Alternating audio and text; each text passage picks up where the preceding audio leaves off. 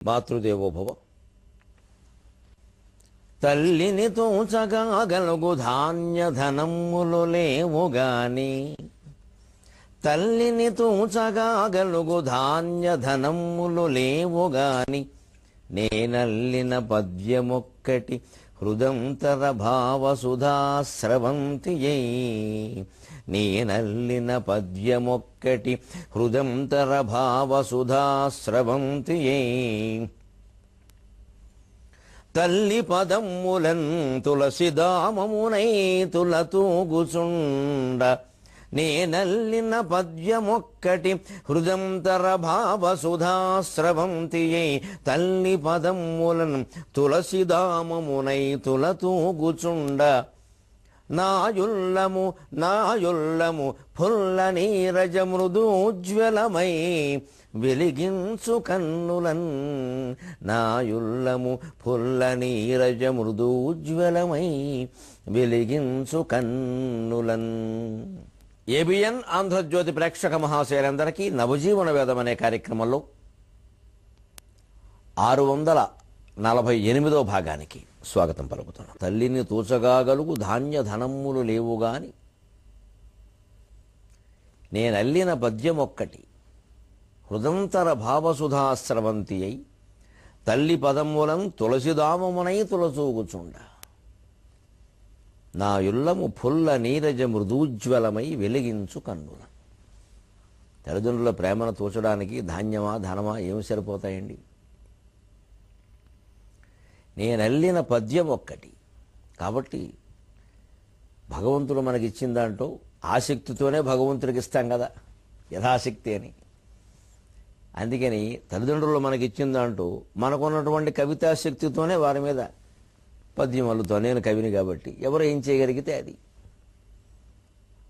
వారిచ్చిన ఆస్తిపాస్తులతోనే వారిని మనం జాగ్రత్తగా చూడాలి, ఇవ్వకపోయినా చూడాలి. హృదంతర భావసుధాస్రవంతి. హృదయంలో ఉండే మధుర భావాలన్నీ ఒక అమృత ప్రవాహంలా ప్రవహిస్తే అది ఒక నది రూపం దాల్చి, తల్లి పదమ్ములం తులసిదామమునై తులతూగుచుండ. భగవంతుని తోచడానికి రుక్మిణీదేవి తులసిదళం ఉపయోగించినట్టుగా మనం తల్లిదండ్రుల ప్రేమను తోచడానికి మనకి వారి యందు ఉండే ప్రేమనే ఒక తులసిదామంగా, గౌరవభావాన్ని తులసిదామంగా సమర్పిస్తే, నా యుల్లము ఫుల్ల నీరజ మృదూజ్వలమై వెలిగించు కన్నులను. అప్పుడు వికసించినటువంటి పద్మంతో సమానమైన కాంతి కలిగి మన హృదయాలు వెలుగొందుతాయి. అవి మన కళ్ళని వెలిగిస్తాయి, మన జీవితాన్ని వెలిగిస్తాయి. తల్లిని తూచగాగలుగు ధాన్యధనమ్ములు లేవుగాని, నేనల్లిన పద్యమొక్కటి హృదంతర భక్తి సుధాస్రవంతి అయి. తల్లి పదమ్ములం తులసిదామమునై తులతూగుచుండ, నాయుల్లము ఫుల్ల నీరజ మృదూజ్వలమై వెలిగించు కన్నులన్. నాయుల్లము ఫుల్ల నీరజ మృదూజ్వలమై వెలిగించు కన్నులన్. ఇప్పుడు మనం సాగర ఘోష కావ్యంలో 2వ అంతరంగంలో కథలో ప్రవేశిద్దాం. పర్యావరణం ప్రధానంగా సాగేటువంటి ఈ కావ్య ఇతివృత్తం ఇప్పటి పరిస్థితులకి ఎంతో అవసరం. ఇవాళ మొక్కలు నాటమని, నీళ్లు తక్కువగా వాడమని, భూగర్భ జలాలు నిల్వ చేసుకోమని చెప్పవలసి వస్తుంది. అందుకే ఇది 21వ శతాబ్దానికి పూర్తిగా అనువైనటువంటి కావ్యం. కవిత్వం ఎప్పుడు నేరుగా చెప్పదు, ఏదో ఓ కథ, ఓ కల్పన, ఓ భావన ఉంటుంది. అందుకోసమే మనం తరంగం ఎక్కడి నుంచో రావడం, కవి ఒళ్ళో చేరడం, మానవ జీవన మహేతిహాసం అంతా కథలు కథలుగా వివరించడం అనే రూపంలో దీన్ని చెప్పుకుంటున్నాం. 2వ రోజు కవి సముద్ర తీరానికి వచ్చి పిచ్చుక గూటిలో ఉన్నటువంటి తరంగాన్ని రమ్మని పిలవగానే అది వచ్చింది. రాత్రి నిద్రపోతివా తరంగమా, ఘోర తవ ప్రచారమందే తప్పించుచుంటివ, ఏది కనులెంతగా ఎర్రవారెనో. అదుగో ఆ కళ్ళు చెబుతున్నాయి, నువ్వు నిద్రపోలేదు. ఇలా ఆలోచిస్తూ కూర్చున్నావు అనమాట. తెల్లవారు ఇదేనా? ఏ భారత యుద్ధం లాంటి యుద్ధాలు నువ్వు ఎప్పుడు చూడలేదా? ఆ చెప్పిన దాంట్లో ఇలా అయిపోవాలా అని అంటూ, ఇంతగా సున్నితం పైన ఏ గతి బ్రతుకిర్తువమ్మ, దుర్దాంత పయోధిమగ్నము గదా పడిలేచడి జీవయాత్ర, వేదాంతము నేర్చినట్టి జడదారివి నీవును నిట్టులవుదే, వేదాంతము నేర్చినట్టి జడదారివి నీవును నిట్టులవుదే, నీవింతటి యుద్ధముల్గనవే ఏ యుగమందు ఇదేమి క్రొత్తయే. అసలు జీవితంలో మనం నేర్చుకోవలసింది ముందు కవి మనకేం చెబుతున్నాడు అంటే, మరీ సున్నితమైతే బతకడం కష్టమండి ఈ రోజుల్లో. ఇప్పుడు చాలామంది అలా ఉన్నారు, సెన్సిటివ్ అంటున్నారు. అతను సెన్సిటివ్ అండి, ఒక్క మాట కూడా పడలేడు. అలా పెంచడమే తప్పు. అందుకే తల్లిదండ్రులు పిల్లల్ని పెంచేటప్పుడు కొన్ని దుఃఖాలు, కొన్ని కష్టాలు, కొన్ని ఇబ్బందులు కావాలని పెట్టక్కర్లేదు, కానీ వాళ్లకు వస్తే దాన్ని వెంటనే తొలగిద్దామని చూడకూడదు. కష్టాన్ని ఎదుర్కోవాలి. ఒక ఫోన్ పోగొట్టుకున్నాడు, వారం రోజులు ఆ ఇబ్బంది పడాలి, 10 రోజులు ఆ ఇబ్బంది పడాలి, అప్పుడు తప్పితే ఇంకోటి కొనకూడదు. పోగానే వెంటనే కొనేస్తే అలవాటు పడిపోతాడు, నాకు వెంటనే వస్తుంది. పైగా మనం కొత్త ఫోన్ కొనేటప్పుడు ఎప్పుడు పాత ఫోన్ కంటే గొప్పది, ఇంకా ఖరీదైంది కొంటాం. సహజంగానే అప్పటికి మాదిరిలు మారిపోతూ ఉంటాయి, రకాలు మారిపోతాయి. వెంటనే పిల్లవాడు ఆలోచన ఎలా వచ్చేస్తుందంటే, ఇది పోగొట్టుకుంటే ఇంకా మంచి ఫోన్ వస్తుంది అనమాట. అందుకని పోకపోయినా పోయిందని అబద్ధం ఆడతాడు. పిల్లల ప్రవృత్తుల్లో వస్తున్నటువంటి మార్పు అండి ఇది. డబ్బు ఒక్కటే మాకు ప్రధానం, మా సౌఖ్యమే మాకు ప్రధానం, మాకు వయస్సు రాగానే లైంగిక సౌఖ్యాలు ప్రధానం, అంగీకరించకపోవడంతో మాకు నిమిత్తం లేదు అనేంత దుర్దాంత ప్రవృత్తి ఎందుకు వస్తుందండి? వాళ్ళు చదువుకున్న పాఠశాలల్లో డబ్బు ఒక్కటే ప్రధానం. మీ బతుకులు, పిల్లల బతుకులు ఏమైపోయినా మాకు పర్వాలేదు, మీరు చేరినప్పుడు లక్షలు కట్టాలి డొనేషన్ల రూపంలో, ఫీజులు కూడా లక్షల్లోనే ఉంటాయి, అందులో ఎక్కువ భాగం మొదటే వసూలు చేసేసుకుంటాం. అంతే. ఇలాంటివన్నీ బయలుదేరాయి. మేడల మీద మెడలు కట్టేస్తున్నారు వాళ్ళు. పిల్లలు అవే చూస్తున్నారు. ఇది అభివృద్ధి అంటే ఇది. ఎంతమంది తల్లిదండ్రులు ఏడ్చి ఏడ్చి ఏడ్చి సంపాదిస్తే ఆ డబ్బు వస్తుందో, ఎంతమంది పిల్లలు ఏడ్చి ఏడ్చి ఏడ్చి చదువుకుంటే ఆ ర్యాంకులు వస్తున్నాయో ఈ యజమానులు ఆలోచించరు. మా ర్యాంకులు మావి. అక్కడ ఉపాధ్యాయులు కూడా సుఖంగా లేరు ప్రైవేటు పాఠశాలల్లో, వాళ్ళని నలిపేస్తున్నారు. ఇక ప్రభుత్వ పాఠశాలలో మొత్తం సర్వం జగన్నాథం, ఎవరి స్వేచ్ఛ వారిది, ఎవరిని ఏమనడానికి లేదు. 23,000 కోట్ల రూపాయలు ప్రభుత్వం ఖర్చు పెడుతోందని ఆంధ్ర రాష్ట్ర విద్యామంత్రి చెప్పారు. 23,000 కోట్లు బడ్జెట్. 23,000 కోట్లు ఏమవుతున్నాయి? ఇక్కడ ఇంకో 23,000 కోట్లు ఇక్కడ ఉంటాయి కదా తెలంగాణలో. 50,000 కోట్ల రూపాయలు సముద్రం పాలే కదండి. చదువు ఎంతమందికి వస్తుందండి? అసలు లక్ష్యం దెబ్బతింటున్నప్పుడు ఇదంతా ఊరికే ఉద్యోగుల్ని, ఉపాధ్యాయుల్ని పోషించడానికేనా ఇవన్నీ? ఈ మొత్తం తతంగం ఏ పని చేసినా ఇది ఎందుకు, ఇది ఎందుకు, ఇది ఎందుకు అని ఆలోచిస్తే అందుకు ఖర్చు పెడుతున్నటువంటి సొమ్ము సార్థకం అవుతుందో లేదో ఆలోచించగలుగుతాం. ఇటువంటి వాతావరణంలో పెరిగిన పిల్లలు డబ్బు తప్పితే మరేం లేదు, పైగా కోరికలన్నీ వెంటనే తీరిపోతున్నాయి. ఎందుకంటే పొద్దున్న పరీక్ష పెడుతున్నారు, మధ్యాహ్నం ఫలితం వస్తుంది. కాబట్టి వాళ్ళ మనసులో పడిన ముద్ర ఏమిటంటే, మనకి ఏ పనికైనా ఫలితం వెంటనే రావాలి, లేకపోతే సెన్సిటివ్ తట్టుకోలేడు. కాబట్టే కాస్త శీతవాతాతపాలకి, సుఖ దుఃఖాలకి తట్టుకునే విధంగా పిల్లలకి అలవాటు చేయాలి. చలిస్తుంటే దుప్పటి వెంటనే కప్పేకల, 2 నిమిషాలు తట్టుకో చూద్దాం, కాసేపు ఉన్న కప్పుకో, చలి కూడా బాగుంటుంది, కాస్త దాన్ని ఆస్వాదించు అని చెప్పాలి. అప్పుడు కష్టం అలవాటు ఉంది కొంత. మన ప్రయత్నం మనం చేయాలి. అవుతారా అంటే ఎవరు అవ్వకపోవచ్చు, వేరే విషయం. మన ప్రయత్నం మనం చేయాలి. అందుకే సరదాకి ఇక్కడికి అవి ఉంటున్నాడు. ఇంత సున్నితమైతే ఎలా బతుకుతావమ్మా? ఇంతగా సున్నితమైన ఎగతి బ్రతికిడుతావమ్మా, దుర్దాంత పయోధిమగ్నము కదా పడిలేచెడి జీవయాత్ర. అసలు నువ్వు కెరటానివి, జీవయాత్ర. జీవం అంటే నీరని కూడా అర్థం. చేసేదేమో ఊరేగింపు కాదు, నీరేగింపు, నీటి యాత్ర. ఎప్పుడూ కెరటం అంటే పళ్ళేవడమే కదా. పైగా మామూలు చోట, ఏమైనా నద, చెరువ, వాగ, వంక, సముద్రం, వార్ధి. దుర్దాంత పయోధిమగ్నము కదా, ఎవ్వరూ ఇంకింపజేయలేనటువంటి మహాసముద్రంలో ప్రయాణం చేస్తున్నావా? అస్తమాను పళ్ళేస్తూనే ఉన్నావా? భారత యుద్ధ ఘట్టాలు చెప్పగానే అలాగ మనస్సు అంతా ఆవేదనలో కూరుకుపోయిందా? అంత సున్నితమైతే ఎలాగమ్మా అంటున్నాడు. మన జీవితం కూడా సంసార సాగరం కదండి. మరి అది కూడా పడి లేవాలి కదండి. ఎంతమంది ధనవంతులు అవ్వడం, మళ్ళీ పేదవాళ్ళు అవ్వడం, మళ్ళీ ధనవంతులు అవ్వడం, మళ్ళీ పేదవాళ్ళు అవ్వడం మనం చూడలేదండి. ఇంతగా సున్నితంబైన ఏ గతి బ్రతుకెట్టువమ్మ, దుర్దాంతపయోధిమగ్నము కదా పడి లేచెడి జీవయాత్ర. దుర్దాంత పయోధిమగ్నము కదా. పయోధి అంటే సముద్రం. ఆపస్త్రీ భూమిని వార్వారి సరళం కమలం జలం పయ కీలాలం అమృతం జీవనం భువనం వనం కబంధమద కంపాద పుష్కరం సర్వతోముఖం అంభోర్నస్తోయపానీయ నీరక్షీరాంబు శంబరం కృపీటకాండం అస్త్రీస్యాత్ జీవనీయం కుశం విషం మేఘపుష్పం ఘనరస త్రిషుద్వే ఆప్యం అమయం. 30 పదాల పైన ఉంటాయి సముద్రానికి సంస్కృత నిఘంటువులు. అందులో దేనికి ధి అని చేర్చిన నీరు, నీరు అనే అర్థానికి 30 పదాల పైన ఉంటాయి. ఆ నీరు అనే పదానికి దేనికి ధి చేర్చినా సముద్రం అవుతుంది. వాక నీరు, వార్ధి సముద్రం. వారి నీరు, వారిధి సముద్రం. పయహ నీరు, పయోధి సముద్రం. అంబు నీరు, అంబుధి సముద్రం. జల నీరు, జలధి సముద్రం. ఇలా వచ్చేస్తుంది. నీర నీరు, నీరధి సముద్రం. ఇది పదాల నిర్మాణం చేసే విధానం.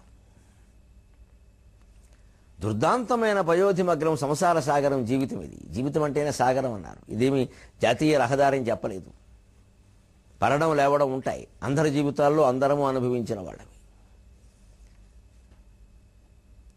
నీవింతటి యుద్ధం వేదాంతము నేర్చినట్టు జడదారివి నీవు నిట్టులవుదే అన్నాడు. అది కూడా మనం తెలుసుకోవాలి. సాధారణంగా వేదాంతోపన్యాసాలు చెప్పేవాళ్ళు జీవితంలో ఉండే కష్ట సుఖాలకు ఎక్కువగా చెలించకూడదు, చెలించరు అని మన నమ్మకం. కానీ వాళ్ళు కూడా కదిలిపోతూ ఉంటారు. ఒక్కోసారి పండితులు, జ్ఞానులు వాళ్ళు కూడా చెలించిపోతారు. విపరీతమైన కోపాలు, విపరీతమైన ఆవేశాలు, విపరీతమైన దుఃఖాలు, లేదు విపరీతమైన కాపట్యం. ఎందుకు వస్తుంది అలాగా? మరి జ్ఞానం అంతా ఏమైంది? ఇతరుల కంటే వాళ్ళు కొంచెం వేరుగా ఉండాలి కదా. శంకరాచార్య స్వామి వేదాంత నిండమంలో చెబుతారు, స్వకర్మ భాష వశగ ప్రాజ్ఞక ఇతర జనోపివా ప్రాజ్ఞ సుఖం నయేత్ కాలం ఇది వేదాంత రెండిమక. ప్రాజ్ఞుడు కూడా ఇతరుల్లాగే తన కర్మ భాష్యాలకు తాను బద్ధుడే ఉంటాడు. తప్పదు, వాడికి కర్మ తప్పదు, ప్రారంభ కర్మ అనుభవించక తప్పదు. జ్ఞానైనంత మాత్రాన్ని ప్రారంభ కర్మ పోదు. సంచిత కర్మ, ఆగామి కర్మ పోతాయి కానీ ప్రారంధం పోదు. ప్రాజ్ఞో అన్యోవా జనో ధ్రువం ప్రాజ్ఞ సుఖం నయేత్ కాలం. కానీ ఆ కర్మను అనుభవిస్తూ సామాన్యుడు దుఃఖపడుతూ ఉంటాడు, ప్రాజ్ఞుడు గంభీరంగా ఉంటాడు. సుఖం నయేత్ కాలం, కాలాన్ని సుఖంగా గడుపుతాడు కర్మ అనుభవిస్తూ కూడా. దుఃఖపడినా సరే సుఖపడినా సరే వాడు ఆయన ఆనందంగానే ఉంటాడు. ఎందుకంటే ఇది లీల, ఇది మిథ్య అని తెలుసు. అదే ప్రాజ్ఞత. అందుకని నాకెంతో వేదాంతం ఉపదేశించావు, తపస్సు కూడా చేసావు. జడదారివి అని అడుగు చిత్రమైన ప్రయోగం. సంస్కృతంలో లడయోరభేదక అంటారు. లకారానికి బదులు డకారం, డకారానికి బదులు లకారం వాడచ్చు. మనకి బెంగాల్లో మనం బెంగాల్ అంటే వాళ్ళు వంగ అంటారు. ఎందుకంటే వాళ్ళు వంగ అని పలుకుతారు. రాసేటప్పుడు బిఏఎన్జిఏ రాస్తారు. వాళ్ళకి బబయోర్ అభేదక. సంస్కృతంలో కూడా అబా బాలకి భేదం లేదు, రా లాలకి భేదం లేదు, లా డాలకి భేదం లేదు. దానికి ఇది దీనికి అది వాడచ్చు. శ్లేషార్థం లాగడం కోసం కవి ఇక్కడది వాడాడు. జడధారి అంటే లడయోరభేద జలధారి, నీటిని ధరించిందిగా తరంగం. జడధారి అంటే సన్యాసి, యోగి అని అర్థం వస్తుంది, జడలు ధరించిన వాడు. అందుకని వేదాంతం నేర్చుకున్న యోగివి నువ్వు కూడా ఇలా అయిపోతే ఎలాగా? నీ వింతటి యుద్ధములు కనవే ఏ యుగమందు ఇదేమి వింతయే. ఎప్పటి నుంచో ఉన్నావు కదా. ఎక్కడో క్షీరసాగర మథనం జరిగినప్పుడు నేను ఉన్నాను, ఆ మథనంలో అస్తవ్యస్తం అయిపోతే కింద పడ్డానన్నావే. మరి ఇప్పటిదా అది కలియుగంలో జరిగిందా? ఏ యుగాంది? ఆ యుగం నుంచి ఈ యుగం వరకు ఏ యుద్ధాలు చూడలా? ఎందుకు భారత యుద్ధాన్ని గురించి చెప్పగానే అలా అయిపోయావు అని అన్నాడు. ఇప్పుడు తరంగం కళ్ళు ఎర్ర చేసుకుని ఉంటుంది. ఏమిటయ్యా అది? సామాన్యమైన యుద్ధమా? ఆ యుద్ధం మన యుద్ధమ క్షణములో అష్టాదశ క్షౌహిణి ఆయుర్భగ్యము కోలుపోయిన మహాహంకార మాత్సర్య దుర్వాయోత్థాపిత సైకతావరణమై బంగారు జీవములెన్నో ఆవంతలు రేణువంతలుగా మిన్నుంజేర్చసునంబుగాన్. ఒక భయంకరమైన యుద్ధాన్ని దాని సారాంశాన్ని చెప్పేటప్పుడు పదజాలం ఇలాగే ఉండాలి. కొంచెం అర్థం అవ్వడం కష్టం అవుతుంది, ప్రయత్నిస్తే అవుతుంది. అక్కడ భాష అలాగే ఉండాలి. ఆ యుద్ధం మన యుద్ధమా, ఏమిటది మామూలు యుద్ధమా? క్షణములో అష్టాదశాక్షౌహిణులు ఆయుర్భాగ్యము కోల్పోయిన. అష్టాదశ అక్షౌహిణులు 18 రోజుల్లో నాశనమైపోయాయి. 21,870 రథాల, 21,870 గజాల, 65,610 గుర్రాల, 109,350 మంది భటుల. ఈ రకంగా ఒక అక్షౌహిణి, ఇలా 18 అక్షౌహిణిల. ఇన్ని గుర్రాలు, ఇన్ని గజాలు, ఇంతమంది మనుషులు, సుమారుగా 18 × 1,00,000 18 లక్షలు, మళ్ళీ 10,000 1,80,000 అంటే 20 లక్షల మంది జనాభా. ఇంకా మధ్యలో చనిపోయిన వాళ్ళకి బదులు వేరే వాళ్ళని రప్పించారు. ఆ లెక్కలన్నీ కూడుకుంటే సుమారుగా 30 లక్షల పైన అవుతాయి. ఇంకా ఇందులో పోరాడిన వీరుల్ని ప్రత్యేకించి చెప్పారు. కొంతమంది విడిగా సేవలు చేసేవాళ్ళు, వైద్య సాయాలు చేసేవాళ్ళు రకరకాలు ఉన్నారు. అందులో ఎంతమంది చనిపోయారు. ఇవన్నీ క్షణాల మీద జరిగిపోయాయా? ఎంత బాధాకరంగా ఉంటుందా తలుచుకుంటే. అంటే ఉగ్రవాదం దాడి జరిగినా, యుద్ధం జరిగినా, ఏది జరిగినా తీసుకోవాల్సిన విధానంగా మనం తీసుకోవాలి. మనకి గుండెపోట తెచ్చుకోకూడదు, కానీ దానికి స్పందించవలసిన విధంగా మనం స్పందించాలి. చేయవలసిన పని ఏదో చెయ్యాలి. వేదాంతం నేర్చుకున్నాం కదా అని అన్నీ తేలిగ్గా తీసుకుని అలా జరుగుతూనే ఉంటాయండి. దైవలీల. ఇవాళ 150 మంది, రేపు 200 మంది, కలియుగం అంతా ఇంతే. ఖాళీగా కూర్చుని అరుగుల మీద ఉండేవాళ్ళు మాట్లాడే మాటలు ఇవి. చేతనైన వాళ్ళు మాట్లాడేలాగా. దాని గురించి మనం ఎక్కడైనా చెప్పగలవా? కనీసం మన మనస్సులో ఆ క్రౌర్య భావన, హింసాభావన లేకుండా చేసుకోగలవా? ఎవరికైనా ఉత్తరం రాయగలవా? ఎక్కడైనా సభ పెట్టగలవా? ఎక్కడైనా దానికి వ్యతిరేకంగా మాట్లాడగలవా? ఆ హింసకు వ్యతిరేకంగా ఏదో చెయ్యాలి. ఏమీ చేయకపోతే ఇంక మనిషి ఎందుకు? వేదాంతం అంటే స్పందించకుండా ఉండడం కాదు, ఎంతవరకు స్పందించాలో అంతవరకు స్పందించి ఊరుకోవడం వేదాంతం. అది క్రియాత్మకమైన వేదాంతం. వివేకానందుడు చెప్పింది, శంకరాచార్య చెప్పింది అదే. శంకరాచార్యకి తెలుసు జగన్ మిథ్య అని. చెప్పింది ఆయనే, ఎక్కువ ప్రచారం చేసింది ఆయనే. మరి జగన్ మిథ్య అయినప్పుడు ఉపనిషత్తులకు భాష్యం ఎందుకు? భగవద్గీతకు భాష్యం ఎందుకు? బ్రహ్మసూత్రాలకు భాష్యం ఎందుకు? 30 సార్లు దేశమంతా తిరగడం ఎందుకు? కాలియాత్రని పాదయాత్రగా 4 పీఠాలు పెట్టడం ఎందుకు? వాటికి మఠామనాయం ద్వారా సంప్రదాయాలు ఏర్పరచడం ఎందుకు? లోకాన్ని బాగు చేయాలనే కదా. మరి జగన్ మిథ్య, జగత్తు మాయ అయినప్పుడు ఇవన్నీ ఎందుకండి? అదే శంకరాచార్యని, వివేకానందుణ్ణి, బుద్ధుణ్ణి మనం ప్రేరణగా తీసుకుని చేయవలసిన పని. ఎంత యోగం, ఎంత ధ్యానం, ఎంత వేదాంతం వంటబట్టినా సరే లోకంలో మన పనులు మనం మానకూడదు. శ్రీకృష్ణుడే మనకు ఆదర్శం. అందుకని ఏమీ అనుకోరా. దాని గురించి చెప్పేటప్పుడు ఏమి ఉండదా? ఊరికే అలా పాట పాడుకుంటామా, సినిమాలు తీసుకుంటామా? చిత్రం మీద, కురుక్షేత్రం మీద నేను గొప్ప సినిమా తీస్తానండి.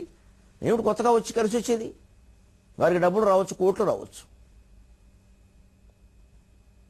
ఆ యుద్ధం మన యుద్ధమా, క్షణములో అష్టాదశాక్షోహిణులు ఆయుర్దాయము కోల్పోయిన. ఒక క్షణంలో అష్టాదశాక్షోహిణులు ఆయుర్దాయాన్ని కోల్పోయాయి. మహాహంకార మాత్సర్య దుర్వాయు ఉత్థాపిత సైకతావరణమై. ఒక దుర్యోధనుని యొక్క అహంకారం, అతని మాత్సర్యం, అది కమ్మేసింది మొత్తం యుద్ధరంగాన్ని. ఆ యుద్ధం మన యుద్ధమా, క్షణములో అష్టాదశాక్షౌహిణులు ఆయుర్దాయము కోల్పోయిన.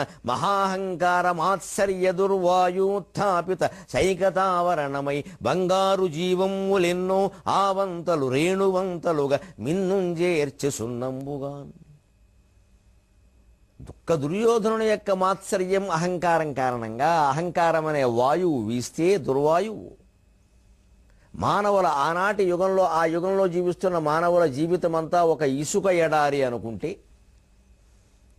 దుర్వాయు ఉత్థాపిత సైకతావరణమై ఇసుక తుఫాను వచ్చినట్టుగా రేపేసింది జీవితాలన్నింటినీ.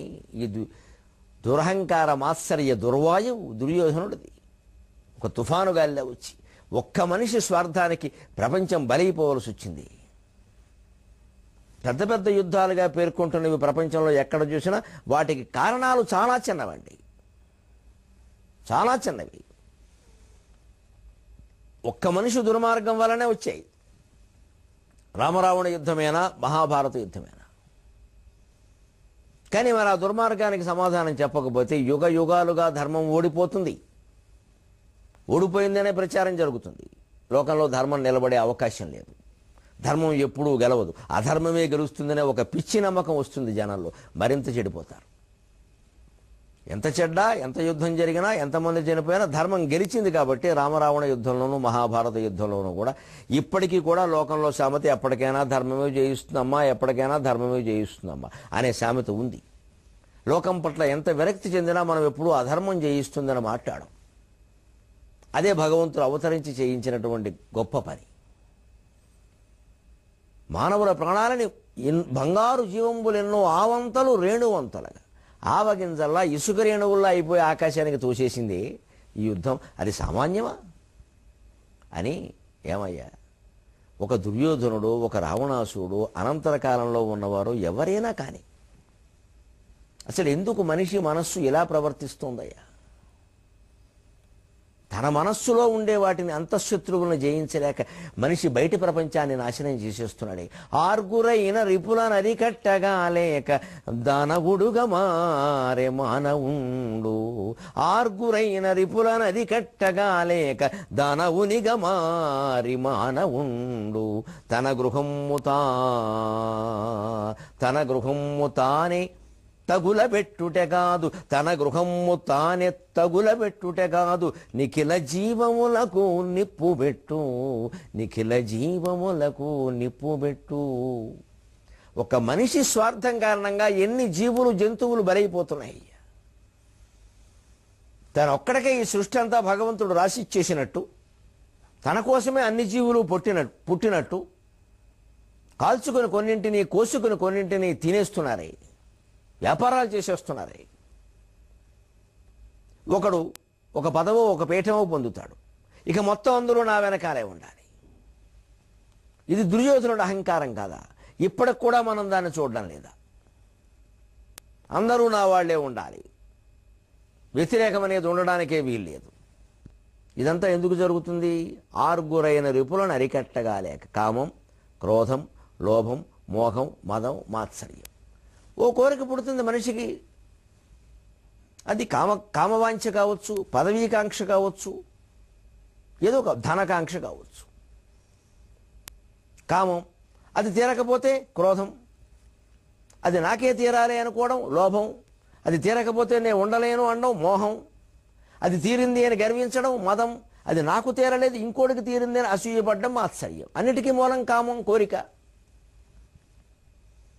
ఈ కోరికను జయించలేకే కదండి భయంకరమైనటువంటి కృత్యాలన్నీ చేస్తున్నారు. పత్రికల్లో వార్తలే చదవలేక యాతన పడిపోతున్నాం. పొద్దున్న పేపర్ చూడాలంటే అశుభంగా అనిపిస్తుంది. ఏముంటుందో ఈవేళ. కూతురు మీద తండ్రి అఘాయిత్యం, అసలు వినకూడని మాటలన్నీ. బిడ్డలను చంపేసిన తల్లి, అత్యాచారం చేసి విషం కూడా తాగించిన యువకులు, తాగి కారు నడుపుతూ ఎగురొచ్చి గుద్దేసిన కారు, ఇంకో 3 చనిపోవడం, చిన్నపిల్లలు. ఏమిటివి? ఇవన్నీ మన శరీర ఇంద్రియాలకు సంబంధించిన వాంఛలే కదండి. ఈ తాగడమైనా, అత్యాచారాలైనా, ఏవైనా సరే. వీటిని అరికట్టుకోలేనంత దుర్బల స్థితిలో ఉన్న మానవుడు ఇతర జీవుల కంటే గొప్పవాడా? జంతువునాం నరజన్మ దుర్లభం అని శంకరాచార్య ఇందుకోసం అన్నారా? దుర్లభంరా మానవ జన్మ అంటే ఆయన ఉద్దేశం ఏమిటి? ఆత్మతత్వాన్ని తెలుసుకోవడానికి మనిషికి తప్ప మరొకటికి అవకాశం లేదయ్యా. ఓ కుక్కగా పుట్టినా, నక్కగా పుట్టినా, చెట్టుగా పుట్టినా, పుట్టగా పుట్టినా సాధ్యం కాదు ఇది. నువ్వు మనిషిగా పుట్టావు, విచక్షణా జ్ఞానం ఉంది, వివేచన ఉంది, ఆలోచించవయ్యా అని కదా. పోనీ 6 శత్రువులు నిజంగా ఉన్నారా అంటే కామం, క్రోధం, లోభం, దాని ఎదురుగా మోహం, మదం, మాత్సర్యం. కామం పెరిగితే మోహమైంది, క్రోధం పెరిగితేనే మదం వచ్చింది, లోభం పెరిగితేనే మాత్సర్యమైంది. వీటిని ఈ 3 దశలు ఆపేస్తే ఆ 3 లేనేలేవు. పోనీ ఈ 3 కూడా నిజంగా ఉన్నాయా అంటే కామం, అది తీరకపోతేనే కదా క్రోధం, అది నాకే తీరాలి అనుకోవడం కదా లోభం. అసలు ఆ కోరిక అన్న దాని మీద దృష్టి పెడితే ఇవన్నీ లేవుగా.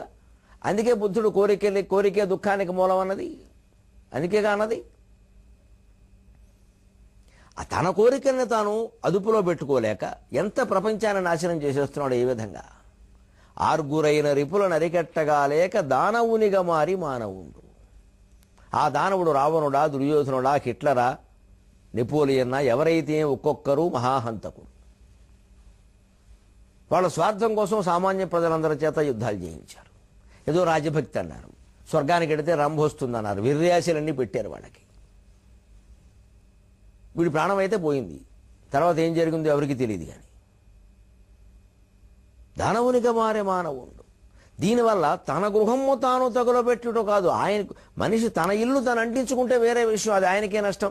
మహా అయితే పక్కిళ్ళు అనుకుంటాం.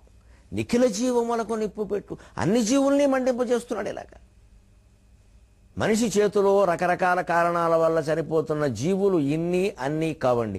బుక్కెడన్న ముకోరి బుజ్జి మేకను సంపు, రొక్కమ్ము మెక్కగా రొయ్య జంపు. బుక్కెడన్న ముకోరి బుజ్జి మేకను జంపు, రొక్కమ్ము మెక్కగా రొయ్య జంపు. బోడి పందాలకై కోడి పుంజుల జంపు, పావురమ్ముల జంపు పట్టుదలకు. బోడి పందాలకై కోడి పుంజుల జంపు, పావురమ్ముల జంపు పట్టుదలకు. దంతాల సంతకై దంతావళము జంపు, తోలు సంచులకు సర్పాల జంపు. దంతాల సంతకై దంతావళము జంపు, తోలు సంచులకు సర్పాల జంపు. ఐశ్వర్యమును కోరి ఐశ్వర్యమును కోరి అడవి జంపు. చిరు నివాసమునకై చెట్లు చేమల జంపు, చిరు నివాసమునకై చెట్లు చేమల జంపు. ఐశ్వర్యమును కోరి అడవి జంపు. ఇన్ని చంపి చంపి ఏనాటికి చావనంచు కొంప ముంచుకొనుగాదే. ఇన్ని చంపి చంపి ఏనాటికి చావనంచు కొంప ముంచుకొనుగాదే.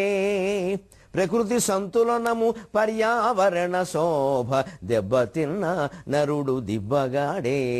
ప్రకృతి సంతులనము పర్యావరణ శోభ, దెబ్బతిన్న నరుడు దిబ్బగాడే. ఆ దిబ్బ కావడానికి మనం ముగింపు పలుకుదాం. మళ్ళీ 23:30 గంటల్లో కలుద్దాం. అంతవరకు తెలుగు ఎక్కువగా వాడదాం, నీళ్లు తక్కువగా వాడదాం.